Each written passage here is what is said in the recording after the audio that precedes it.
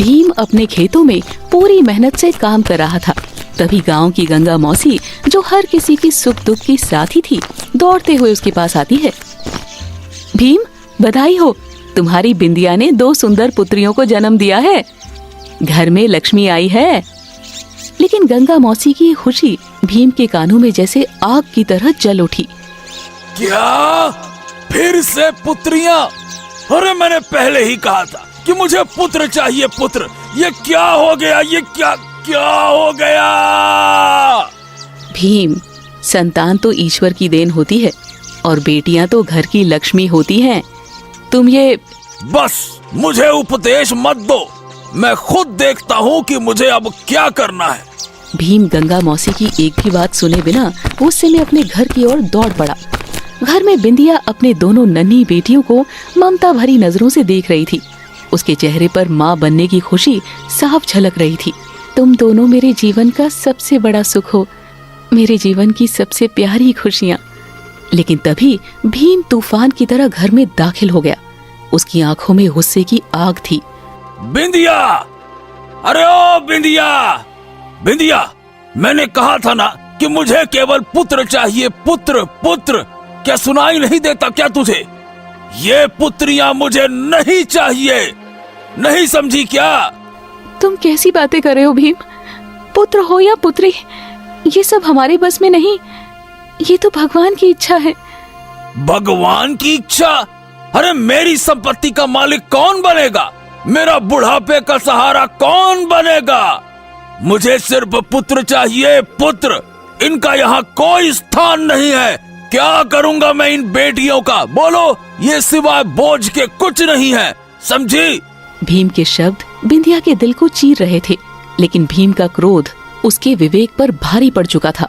इन दोनों का स्थान यहाँ नहीं, बल्कि कूड़े के ढेर पर है। ऐसा मत करो, ये तुम्हारी बेटियां हैं, मेरी बच्चियां हैं, इन्हें मुझसे दूर मत ले जाओ।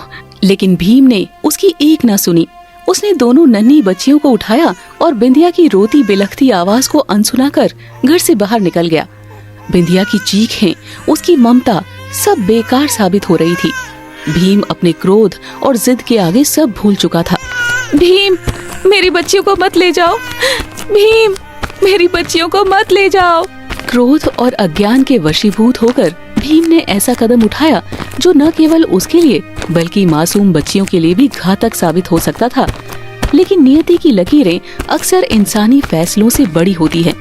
गांव से दूर एक सुनसान स्थान पर भीम अपनी मासूम बेटियों को लेकर पहुंचा। उसकी आंखों में गुस्सा था और दिल में कठोरता। मैंने कहा था कि मुझे पुत्र चाहिए, पुत्र चाहिए। इनका मेरे घर में कोई स्थान नहीं है। भीम ने अपनी दोनों नवजात बेटियों को कूड़े के ढेर पर रख दिया। उसने एक बार भी पलटकर नहीं देखा और भारी कदमों से वहां से चला गया। कुछ देर बाद केशव नगर के निवासी मोहन और उनकी पत्नी आरती लकड़ियों की खोज में उसी रास्ते से गुजरते हैं। तभी उनकी नजर कूड़े के ढेर पर पड़ी। मोहन, यहाँ ये क्या? ये तो 2 छोटी बच्चियां हैं। आरती का दिल दहल उठा। वो दौड़कर बच्चियों के पास गई।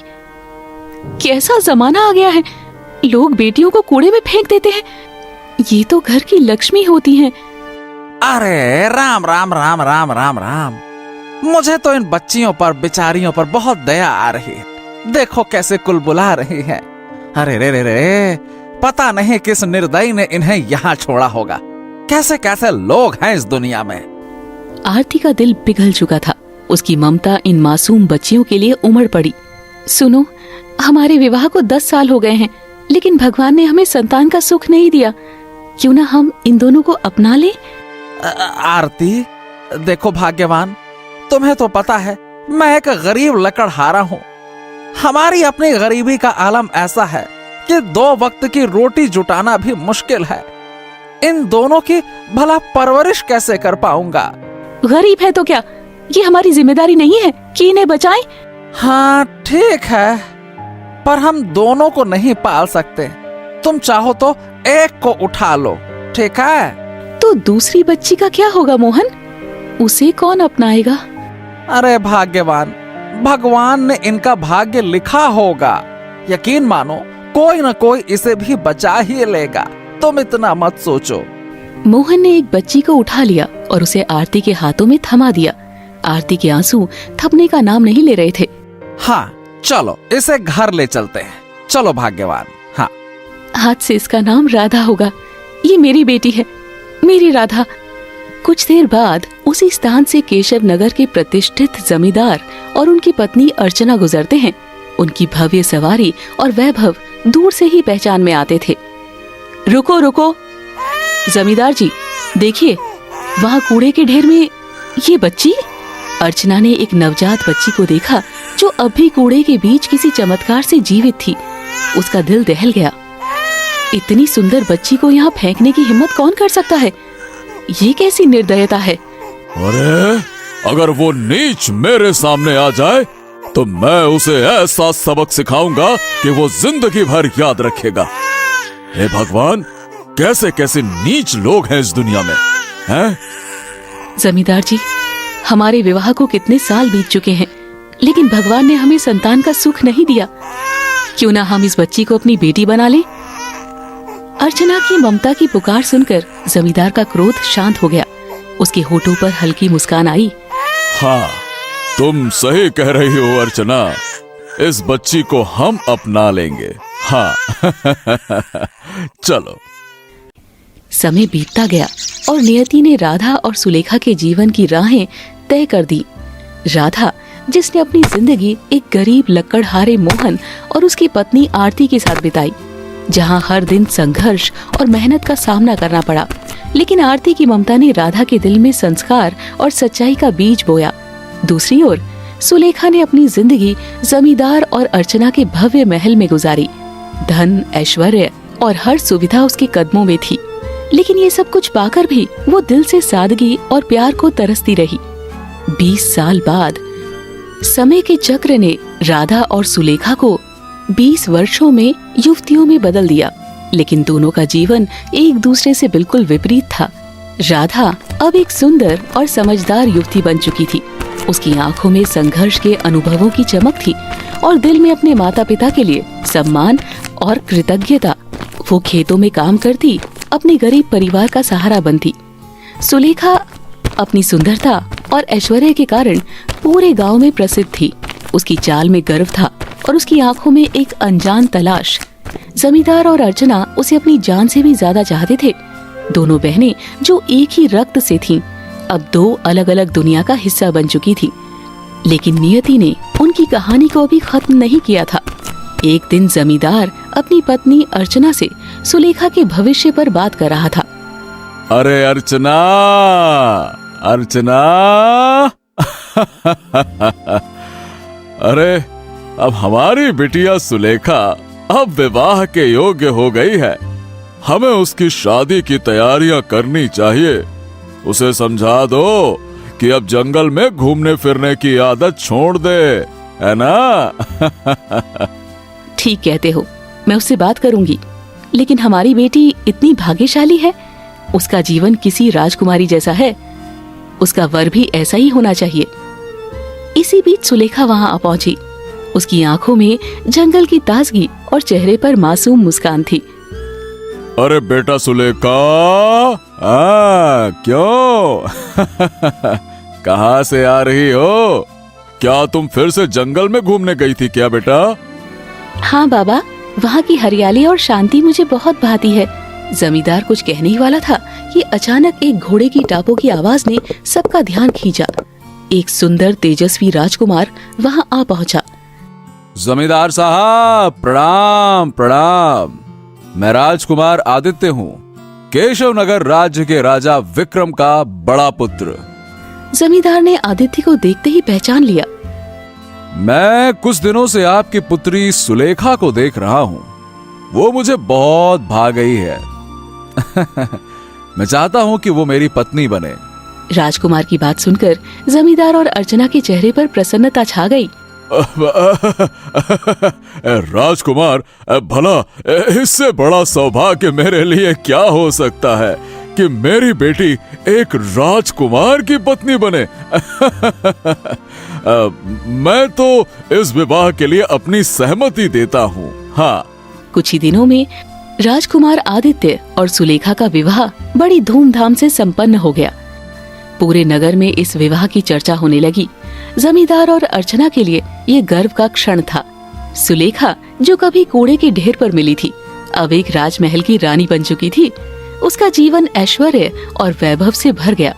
सुलेखा, जो कभी सादगी और मासूमियत की मूरत थी, राजकुमार आदित्य की पत्नी बनने के बाद अहंकारी और घमंडी हो गई। उसका हर आदेश अब कानून बन चुका था। महल में ऐश्वर्य और वैभव के बीच भी सुलेखा को संतुष्टि नहीं थी। उसे अपने राजसी जीवन को और बढ़ाने की लालसा थी। एक दिन सुलेखा राजमहल के आलीशान कक्ष में बैठी थी। तभी राजकुमार आदित्य धीरे से कमरे में दाखिल हुआ। सुलेखा, सुलेखा, अब तुम बहुत सुंदर लग रही हो। धन्यवाद आदित्य, मगर मैं तुमसे एक बात कहना चाहती हूँ। क्या बात है सुलेखा? बोलो। मुझे एक दासी की आवश्यकता है। एक ऐसी दासी जो सिर्फ मेरी ही सेवा करे, जो मेरी बातों को बिना किसी सवाल के माने। मगर महल में तो पहले से ही बहुत सी दासियां हैं। मुझे कोई पुरानी दासी नहीं चाहिए आदित्य। मुझे अपनी ही उम्र की एक सुंदर दासी चाहिए, जो मेरी नौकरानी बनकर मेरी हर बात माने। ये ठीक नहीं लगता सुलेखा। समझो, हमें सबका सम्मान करना चाहिए। ये उचित बात तो नहीं हुई। तुम तो बस अपनी बात करते हो। मुझे जो चाहिए वो मुझे मिलेगा। राजकुमार आदित्य चुप होकर सोच में डूब गया।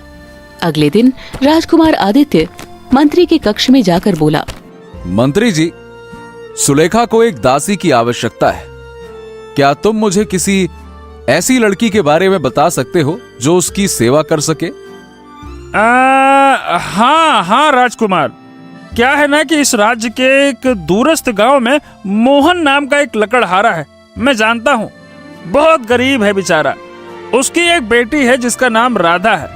वो राजकुमारी सुलेखा के लिए आदर्श दासी बन सकती है राजकुमार। तुम सही कह रहे हो मंत्री जी।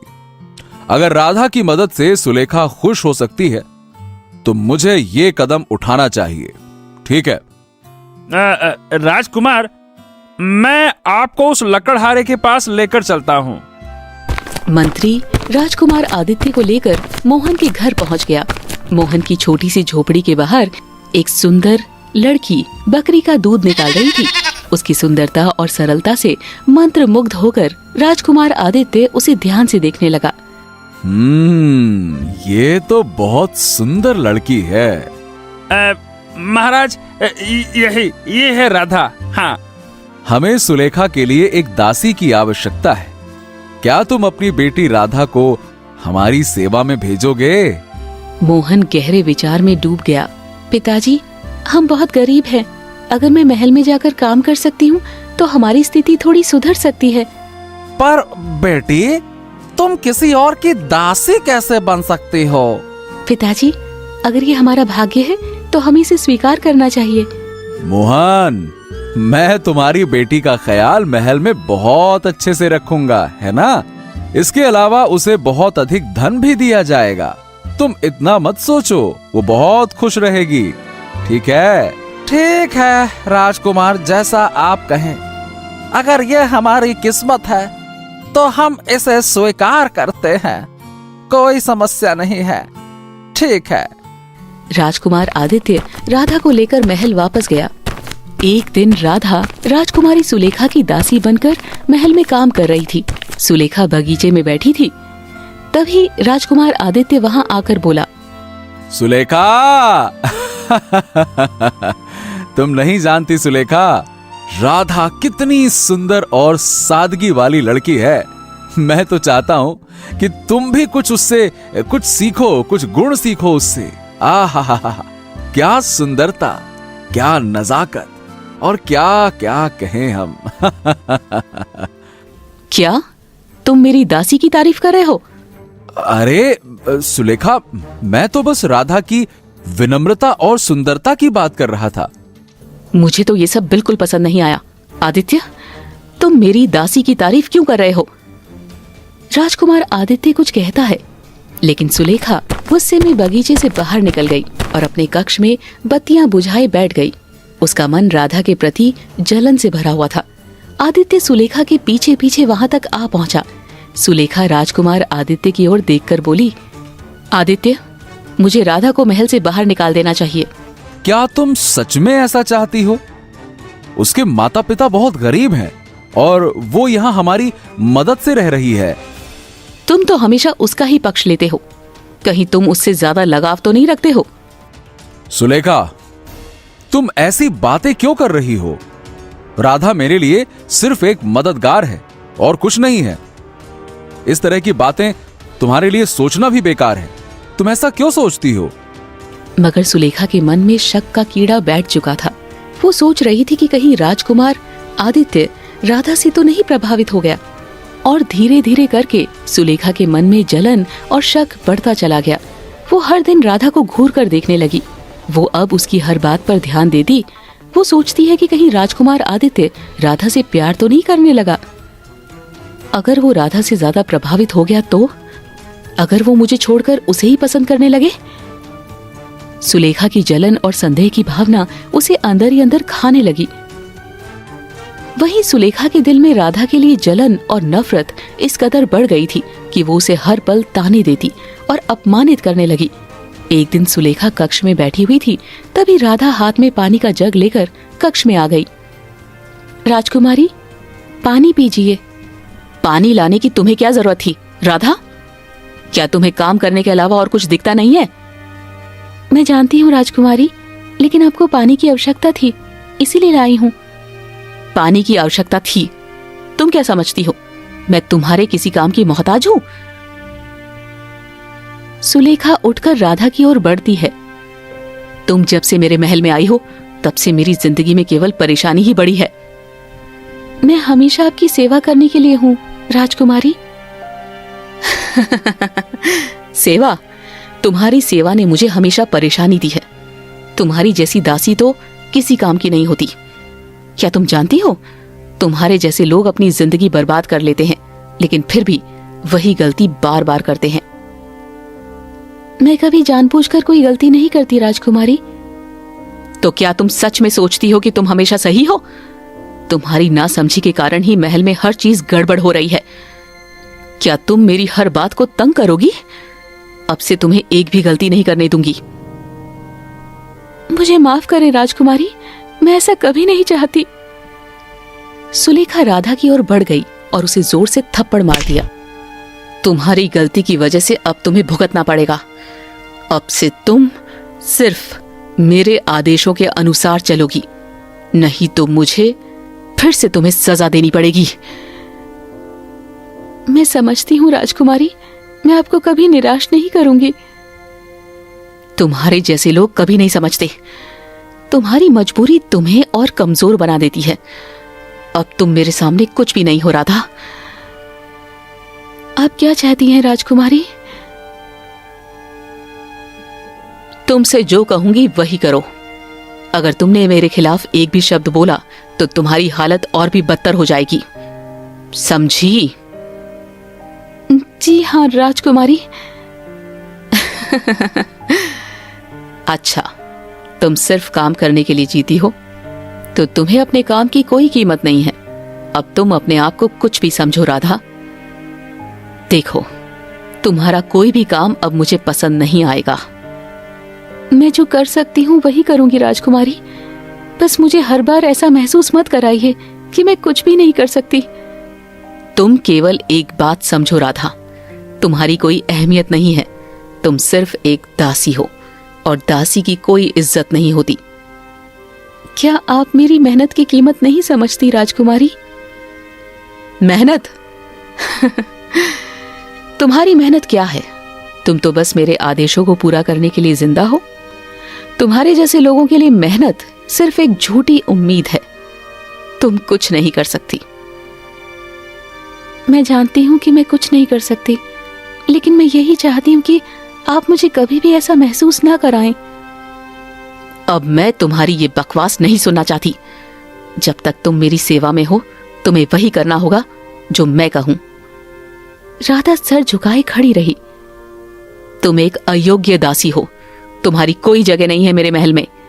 अगर तुम्हारी कोई जरूरत नहीं है तो तुम यहां से चली जाओ। जैसा आप कहें राजकुमारी। अपमान से दुखी राधा ने अपने माता पिता मोहन और आरती से इस बारे में शिकायत करते हुए रोने लगती है। बेटा राधा, सुनो सुनो, मेरे बात ध्यान से सुनो, समझो। देखो, राजकुमारी की बातों को नजरअंदाज कर दिया करो। क्या है कि वो राजकुमारी है, उनका पति आदित्य अच्छा इंसान है। इतना बातों को दिल से नहीं लगाते बेटा, है ना? एक दिन जब राधा महल के बगीचे में बैठी थी, तभी एक गरीब भिखारन वहां भीख मांगने आई। बेटी, कुछ खाने को दे दो, मैं और मेरे पति भूख से मर रहे हैं। ये लो, लेकिन आप कौन हैं और इस हालत में क्यों हैं? मेरा नाम बिंदिया है बिटिया, और मेरे पति का नाम भीम। किसी समय में मेरे पति कभी एक संपन्न किसान थे, लेकिन बीमारी ने उनसे सब कुछ छीन लिया। अब भीख मांगने के सिवा कोई चारा नहीं है। सुलेखा पास खड़ी ये सब सुन रही थी। जैसी बिंदिया वहां से गई, सुलेखा राधा को खरी खोटी सुनाने लगी। तुम्हें भिखारियों से इतनी सहानुभूति क्यों है? मुझे इन लोगों से सख्त नफरत है। अगली बार इन्हें यहाँ आने की जरूरत नहीं।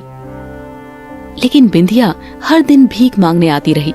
उसने राधा से कहा कि उसकी सूरत में उसे अपनी खोई हुई बेटी की झलक नजर आती है। बेटी, न जाने क्यों जब तुम्हें देखती हूँ तो मुझे मेरी बेटियां याद आ जाती हैं। मेरा भी कुछ ऐसा ही हाल है। मुझे ऐसा लगता है जैसे कि मेरा और आपका पुराना अटूट रिश्ता है। आप अपने पति को भी यहाँ लाइएगा, मैं उन्हें भी देखना चाहती हूँ। बिटिया, जैसी तुम्हारी इच्छा। बिटिया, कल मैं अपने पति को भी लेकर आऊंगी। बिंदिया ने वादा किया कि वो अगले दिन अपने पति को लेकर आएगी। अगले दिन राधा महल के ऊपरी कक्ष की सफाई कर रही थी। तभी सुलेखा वहां पहुंच गई। जलन और क्रोध में उसने राधा को रास्ते से हटाने का फैसला कर लिया। राधा को यहाँ से हटाना ही होगा।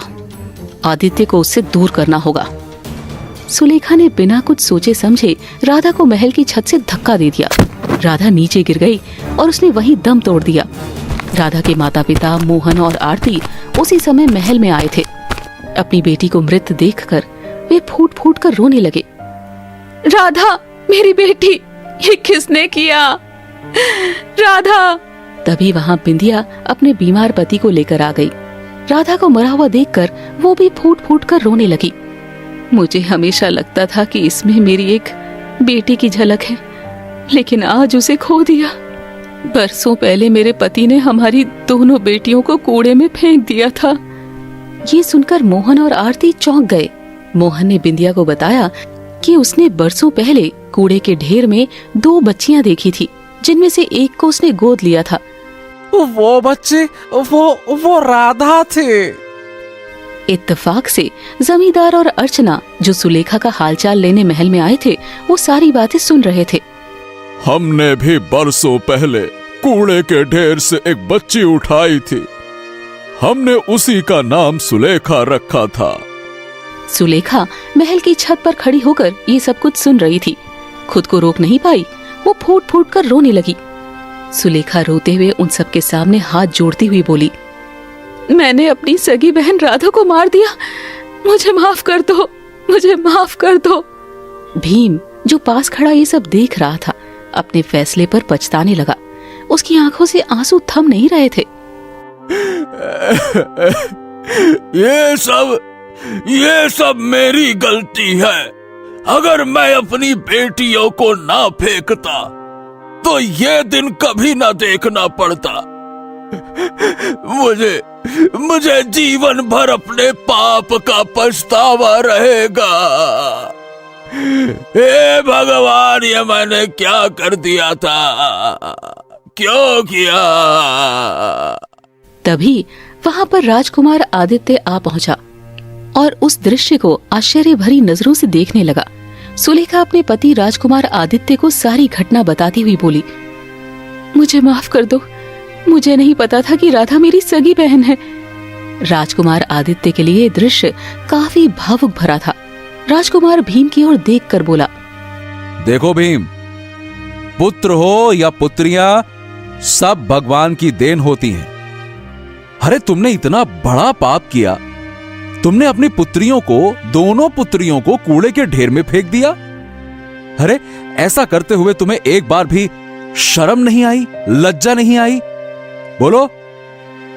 अरे महाराज, मैं क्या बताऊं, क्रोध में आकर मैंने अपनी पुत्रियों को कूड़े के ढेर में फेंक दिया। अरे लेकिन कुछ देर बाद जब मुझे अपनी गलती का एहसास हुआ, तब मैं दौड़ते हुए अपनी पुत्रियों को उठाने के लिए चला गया। लेकिन मैंने देखा कि वो वहां पर नहीं थी। उसके बाद मैंने उन्हें बहुत ढूंढा, लेकिन वो मुझे कहीं नहीं मिली। लेकिन मुझे नहीं पता था कि वो मुझे मिलेंगी भी तो इस रूप में। मेरी एक पुत्री हत्यारन के रूप में मेरे सामने खड़ी है और मेरी दूसरी पुत्री का मृत शरीर मेरे सामने पड़ा है। राजकुमार आदित्य भीम से बोला, तुम्हारे लिए भगवान ने यही सजा चुनी है। तुम्हारे पास जीवन भर पछताने के अलावा और कोई चारा नहीं है। जो तुमने किया है उसकी सजा तुम्हें मिलेगी। इतना बोलकर राजकुमार आदित्य सुलेखा से बोला, और सुलेखा, तुम्हें बाद में पता चला कि राधा तुम्हारी सगी बहन है, इसीलिए तुम्हारी आंखों में आंसू हैं। अगर राधा तुम्हारी सगी बहन नहीं होती तो इसका मतलब है कि तुम्हें किसी की मौत से कोई दुख ही नहीं होता। अरे तुम्हारी जैसी पत्नी की मेरे जीवन में कोई जगह नहीं है। तुम अभी और इसी वक्त यहां से निकल जाओ। मैं तुम्हारी शक्ल तक देखना नहीं चाहता। अरे चाहता तो मैं तुम्हें राधा की हत्या के जुर्म में जीवन भर कारागार में डाल सकता था, लेकिन वो सजा तुम्हारे लिए कम है। तुम्हारे लिए इससे बड़ी और सजा क्या हो सकती है कि तुम जीवन भर अपनी करनी पर पछताती रहो और आंसू बहाती रहो। निकल जाओ। इतना बोलकर राजकुमार आदित्य महल के अंदर चला गया। बिंदिया, भीम, राधा, मोहन और आरती ने मिलकर राधा का अंतिम संस्कार कर दिया। जमींदार और अर्चना ने सुलेखा को अपने पास रखने से इनकार कर दिया। सुलेखा जंगलों की ओर चली गई और सारा जीवन अपने किए पर पछताती रही। जमींदार और अर्चना सारा जीवन यही सोच सोच कर पछताते रहे कि उन्होंने सुलेखा जैसी कन्या क्यों पाल पोस कर बड़ी की, और भी उम्र भर अपने उस गलत फैसले पर पछताते रहे। भीम और सोचता रहा कि काश वो क्रोध में आकर अपने दोनों बेटियों को कूड़े के ढेर में ना फेंकता। मोहन और बिंदिया सारा जीवन यही सोच सोच कर पछताते रहे कि वो अपनी बिटिया राधा को कोई सुख नहीं दे पाए।